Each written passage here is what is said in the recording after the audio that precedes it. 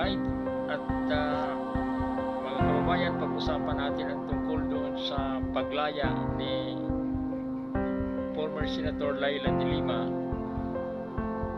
ng provisional liberty. At ito'y napakagandang balita at talagang nakikita natin na kung saan ang hustisya ay gumagana na kung saan ang tinatawag ni Secretary of Justice Boying Remulla na the justice system has working. At ito'y talagang nakita natin unting-unti na ibalik na ang kumpiyansa at ang tiwala ng mga tao doon sa ating pillar of criminal justice system. Dahil doon nakikita natin kay Kapper Silapet at sila mismo ang kumikilos, at si Presidente Marcos, Bongbong Marcos, at sa pangunguna ni Secretary of Justice Boying Remulla, ay nakikita natin na mayroong initiative. At nung pumunta siya sa Europe, nakikita natin na kanyang binigkas na mayroong tinatawag na judicial reform. At ito'y unti-unti na nating nakita na ang panahon na mismo ang siyang kumikilos, ang siya na mismong gumagawa ang tadhana ng hustisya, na kung saan ang pagkakaisa ng Duterte at Marcos unity ay nagkakaroon ng lamat, at ang kapangyarihan ng hustisya ay kumikilos sa pamamagitan ng gabay na kung saan ang ating may kapal na siya na mismo ang gumagawa ng hustisya para sa mga taong mga inosente.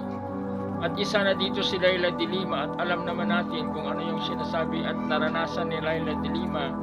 At higit sa ating kaalaman, nakikita natin at na-witness natin kung paano pinatakbo ang hustisya noong panahon ng administrasyong Duterte. At ngayon sa administrasyong Marcos ay malaking pasalamat ni Laila de Lima at si Kapper Silapit mismo.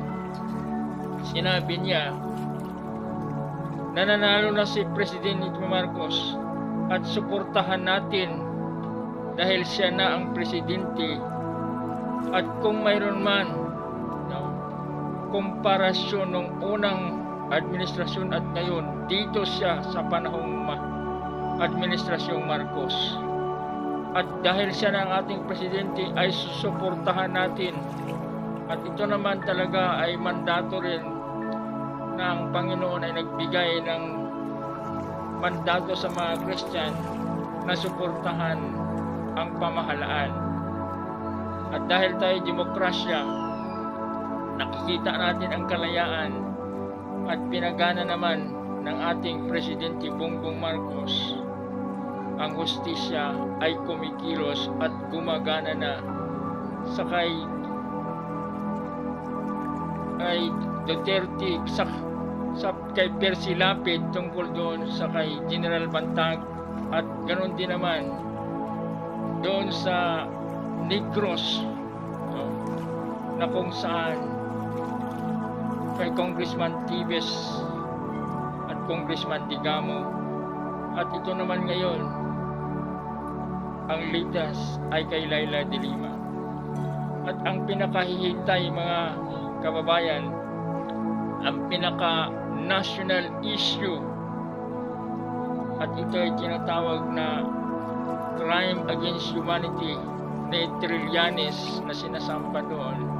Dahil ito'y ilang libo na, parang yulakos lang nangyayari, crime against humanity.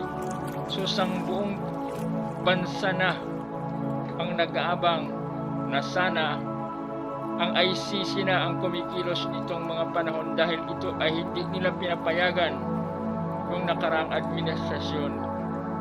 At ang panahon na ito ay ang pinakahihintay ng mga kaluluwa na mismo, at ang dugo ng mga nangamatay, mga kaluluwa nila ay nagkakaisa na. At isa na dito si Kapper Silapit.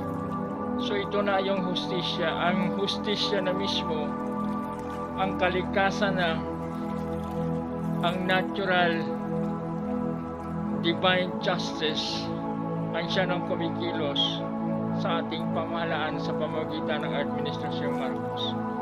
At sana nawa ang ating bansa ay matuuna doon sa tinatawag na pillar of criminal justice system na gumagana na at hindi na siya maging apakan o maging alipin o sunod-sunuran sa isang tao na tinatawag natin na imperialism, o kaya siya na yung masunod na siya na ang naging batas, bagkus gumagana pa rin ang ating pillar of criminal justice system at tayo patuloy na sumuporta sa Administrasyong Marcos at ang demokrasya ay ating pangalagaan at marami nang nagigising at marami nang nakakaalam at tayo mga gising na sa unang pangdaraya at pag-apak sa demokrasya at na kung saan ang three branches of government, executive, judiciary at legislative ay hindi nakakilos dahil kontrolado pati na ang ating EEP at mga kapulisan.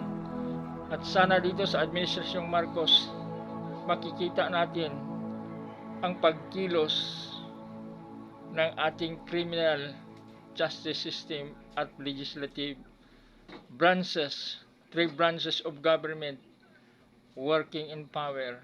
At salamat sa kalayaan ni Laili de Lima na kalayaan na rin ng mga tao sa demokrasya. Thank you.